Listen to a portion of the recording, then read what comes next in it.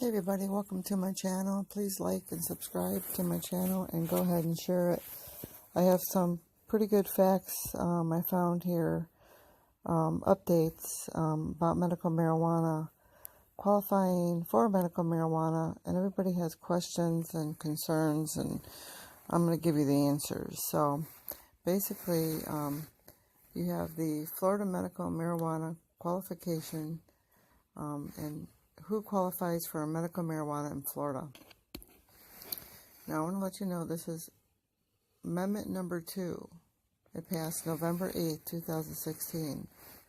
It was qualified patients diagnosed with debilitating medical conditions.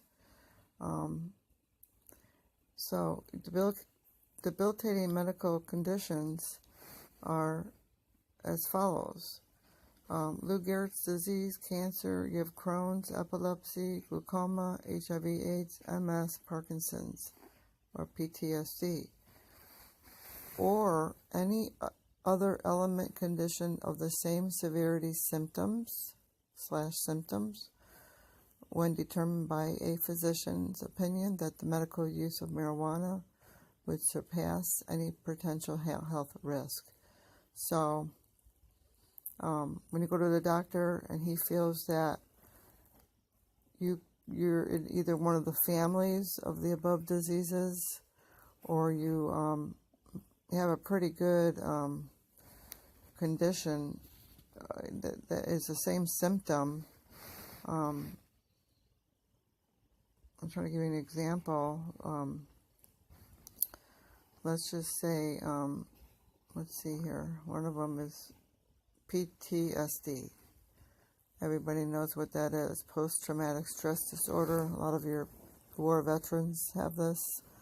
Not just war veterans, but a lot of people have it. But let's say somebody else out there has anxiety or something else, or migraine headaches. This could fall in the category, and we'll get further into that in a different video. But don't worry if you don't have one of the above diseases or conditions. You very well can fall into a different category. This is a new law. This is not the medical marijuana Florida low THC medical marijuana cannabis program. Okay, which is a low THC. It's usually just given to people that have cancer, seizures, muscle spasms, and I believe it's AIDS, which is great for those people, because I know especially with those children that are suffering with seizures, they had that low THC come out, which was called Charlotte's Web, which has helped them tremendously. So anyway, back to here. We're going to go over what you need to do. If you feel that you are going to qualify for this medical marijuana card, number one, you must be 18 years old, at least. Number 2, you must be a Florida resident. If not, you need proof. You need some kind of utility bill if you don't have any kind of picture ID. Even a passport will work. Bank statement. If you're in Florida and you're driving, then you should have a driver's license. Show them your driver's license. Now, walk in there with your medical records. Like, for example, let's say you have Parkinson's disease. Just an example. And you haven't seen a doctor in a couple of years. It says patients must obtain legitimate medical records or documentation from your primary care physician describing their diagnosis and bring these records with you to your marijuana evaluation appointment. So then here it says learn how to request your medical records. So let's say you don't have any medical records. Then request them. Right now you can go online. You can request all your medical records. you have to fill out a release form, and no matter where it's at, it might take a few days. So do this now because you want to get this all sent to your house. They won't fax it, but you can either, if it's close by, you can go get it or have them mail it. But you do have to fill out paperwork, download it, print it, sign, seal it, and deliver it, and then wait for a response. Get your medical records if you don't have them. Look in your files. Look at all your paperwork. You might have something in there already just packed away from an old doctor stating of your condition.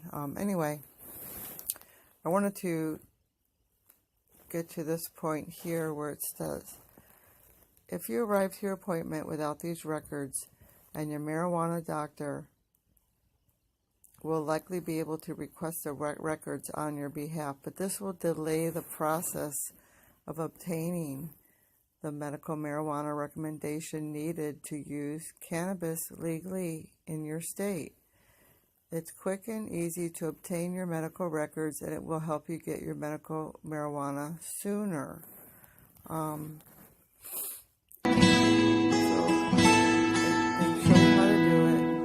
Contact your doctor. I just showed you how to do that. Now here it's very important that I didn't know this, but this is nice to know.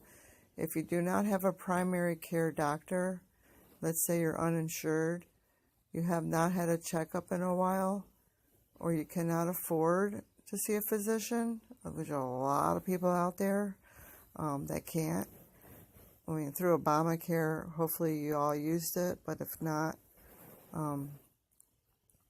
let's say you didn't have it, your medical marijuana doctor may be able to assist you in finding an affordable clinic in your area that can give you an exam, or, like they say in some cases, your marijuana doctor may be able to take you in on as a new patient and provide a diagnosis for you.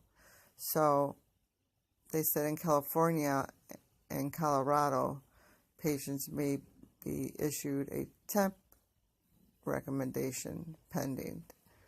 So anyway, this is the state of Florida I'm referring to, and basically just have your medical records with you any way you can get them. But again, worst case scenario, it looks like they go ahead and they try to help to assist you. So you have all that. Anyway, you definitely want to bring that with you. You can go to this site. It's marijuanadoctors.com.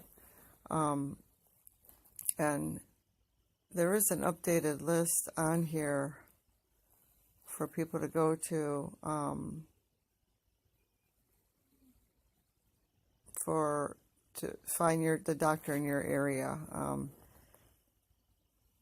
They give you something here, Florida Marijuana Doctors, but I believe this is more aiming towards the low THC doctor. I'm not sure, but let me see here. Zip code, let's see, there's one in Jacksonville, let's see. See, it says visit price $200. I don't know how accurate, like, these particular doctors are.